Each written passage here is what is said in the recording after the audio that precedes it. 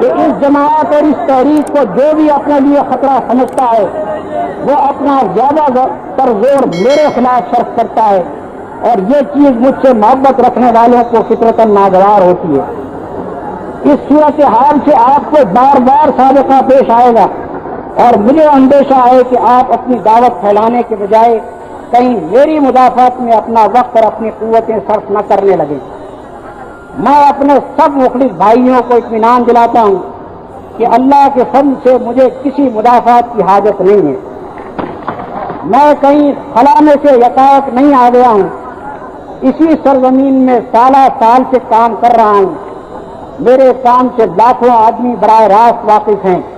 میری تحریریں صرف کسی ملک میں نہیں، دنیا کے ایک اچھے خاصے حصے میں پھیلی ہوئی ہیں، اور میرے رب کی مجھ پر یہ عنایت ہے کہ اس نے میرے دامن کو داغوں سے محفوظ رکھا ہے۔ میرا منہ کالا کر دینا کوئی آسان کام نہیں ہے کہ جس کا جی چاہے اٹھ کر 10-20 جھوٹے الزامات لگا دے اور مجھے سیاہ رو بنا کر رکھ دے۔ خصوصاً وہ لوگ جن کا نہ کوئی ماضی ہے نہ مستقبل، جنہیں اتفاقات زمانہ چند روز کے لیے ابھر لائے ہیں، یہ کھیل کھیل کر انشاءاللہ میرا کچھ بھی نہ بگاڑ سکیں گے۔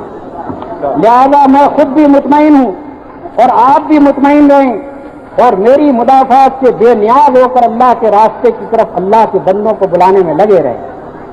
مجھے اپنے رب پر بھروسہ ہے کہ اگر میں خلوص نیت کے ساتھ اس کے دین کی خدمت کروں گا تو وہ خود میری مدافعت کرے گا۔